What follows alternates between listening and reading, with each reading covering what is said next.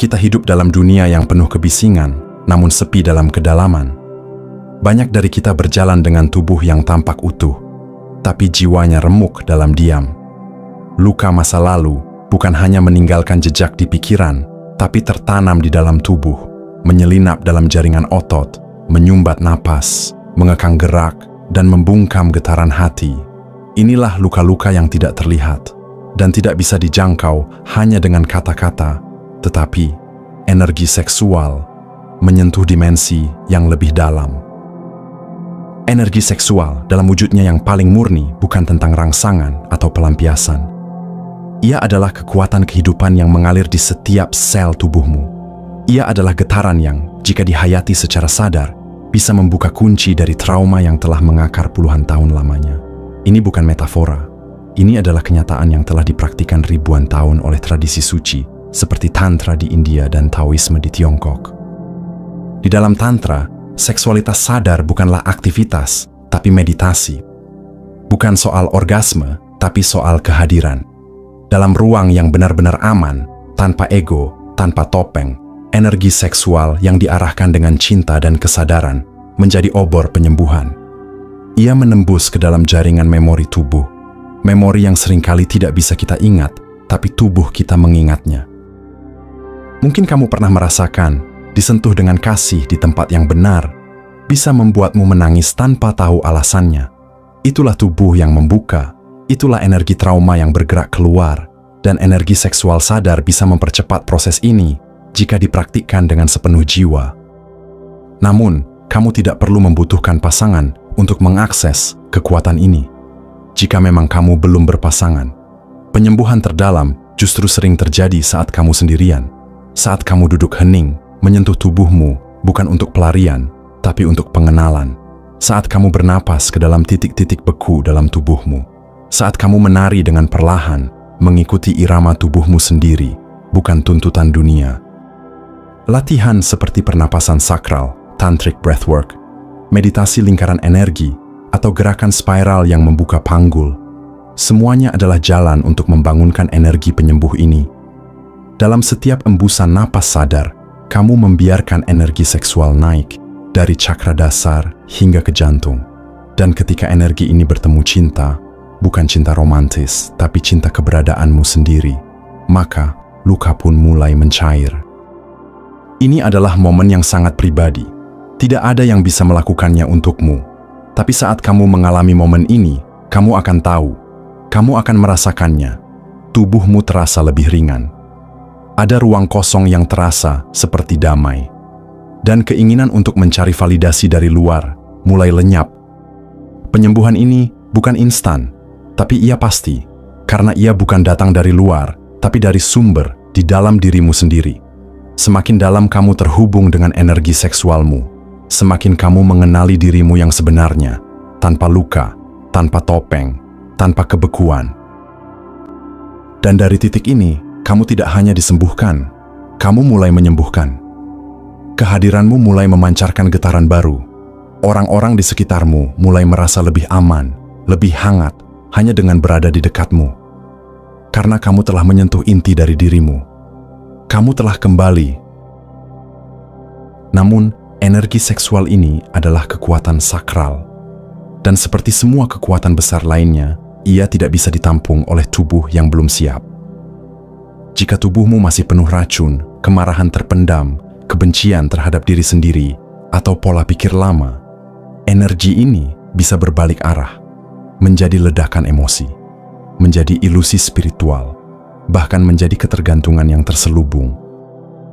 Maka, pertanyaannya bukan hanya bagaimana menggunakan energi seksual untuk penyembuhan, tapi bagaimana menyiapkan tubuh, hati, dan pikiran untuk menjadi wadah yang layak bagi energi ini.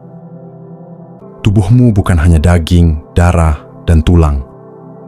Tubuhmu adalah medium antara bumi dan langit, antara yang nyata dan yang tak terlihat. Ia bukan sekadar kendaraan biologis. Ia adalah altar tempat energi semesta bisa berdiam, bergetar, dan bermanifestasi. Dan ketika kita berbicara tentang energi seksual, energi paling primal, paling kuat, dan paling kreatif, maka tubuh bukan lagi sekadar wadah. Ia harus menjadi kuil, Namun kuil bukanlah tempat yang asal dipakai. Ia dibersihkan, disucikan, dijaga, dan dihormati. Energi seksual yang sadar tidak akan pernah bersatu dengan tubuh yang dipenuhi racun. Baik itu racun fisik, seperti makanan yang tidak hidup, zat adiktif, dan kebiasaan destruktif, maupun racun emosi seperti dendam, rasa bersalah, iri hati, atau trauma yang disimpan bertahun-tahun. Energi ini membutuhkan ruang suci untuk mengalir. Ia tidak dapat dipaksa, ia hanya bisa diundang dengan penghormatan. Itulah sebabnya, dalam banyak tradisi suci, para yogi, biksu Tao, dan mistikus timur tidak sekadar menjaga tubuh mereka karena kesehatan, tapi karena kesucian. Mereka tahu, tubuh yang bersih akan menjadi kanal bagi energi yang tinggi. Pikiran yang jernih akan menjadi antena bagi ilham surgawi. Dan hati yang tulus akan menjadi medan magnet bagi penyembuhan dan kelimpahan. Kamu tidak perlu menjadi rahib untuk melakukannya. Kamu hanya perlu menyadari bagaimana kamu memperlakukan tubuhmu adalah refleksi dari bagaimana kamu menghargai energi ilahi di dalam dirimu. Mulailah dari yang sederhana. Bangun tidur, ucapkan terima kasih pada tubuhmu. Minum air dengan kesadaran, seolah kamu sedang menyiram taman suci. Gerakan tubuhmu bukan karena benci lemak, tapi karena cinta pada kehidupan. Hentikan sejenak konsumsi berita yang meracuni jiwa atau hiburan yang hanya menumpulkan sensitivitasmu terhadap hal-hal halus. Semakin kamu menyucikan tubuhmu, semakin peka kamu terhadap arus energi seksual sakral yang naik dari cakra dasar ke pusat kesadaran yang lebih tinggi. Ini bukan teori, ini pengalaman. Dan mereka yang telah merasakannya tahu, tubuh mulai terasa ringan, seperti dialiri cahaya. Nafas menjadi dalam, dan intuisi muncul tanpa dicari. Bahkan keberuntungan pun terasa seperti mengikuti kemanapun kamu pergi. Bukan karena kamu mencarinya, tapi karena kamu sudah selaras. Kesadaran adalah kunci segalanya. Dan dalam konteks ini, kesadaran bukan berarti kamu harus selalu serius atau penuh aturan. Justru sebaliknya. Kesadaran sejati muncul ketika kamu hadir penuh. Saat kamu menyentuh dirimu sendiri dengan cinta. Saat kamu tidur dengan niat mereset energi, bukan sekadar lelah. Saat kamu makan dengan rasa syukur, bukan sekadar lapar. Saat kamu mandi dengan rasa ingin menyucikan, bukan hanya membersihkan kotoran luar.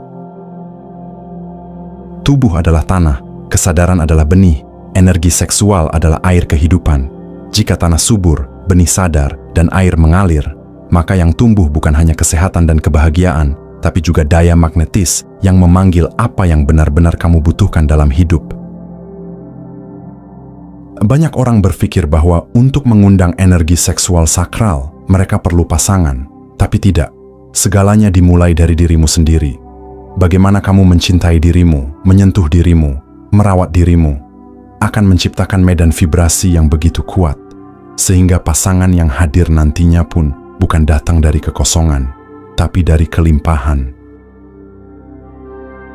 Praktik-praktik seperti self-pleasure sakral, yang berbeda jauh dari masturbasi impulsif, pemijatan tubuh dengan penuh kasih, meditasi dengan napas panggul, journaling emosi sebelum tidur, atau sekadar menari bebas dengan penuh penghargaan pada tubuhmu. Semua itu adalah bentuk ibadah. Dalam bahasa lain, ritual untuk membangunkan sang dewi atau sang dewa di dalam dirimu. Kamu adalah rumah dari kekuatan yang bisa menciptakan kehidupan. Jangan meremehkan rumah itu. Bersihkan, rawat, hiasi. Dan yang terpenting, huni dengan kesadaran. Karena hanya ketika kamu betul-betul hadir di tubuhmu, energi seksual bisa naik. Dan saat ia naik, ia tidak hanya menyembuhkan, ia mengubah seluruh realitasmu. Tapi apa yang terjadi jika kamu menyatu dengan seseorang yang juga menyucikan tubuhnya, yang menjadikan seksualitas sebagai doa, bukan sekadar pelampiasan? Apa yang terjadi ketika dua kuil bertemu dan dua kesadaran berpadu dalam satu getaran yang serasi?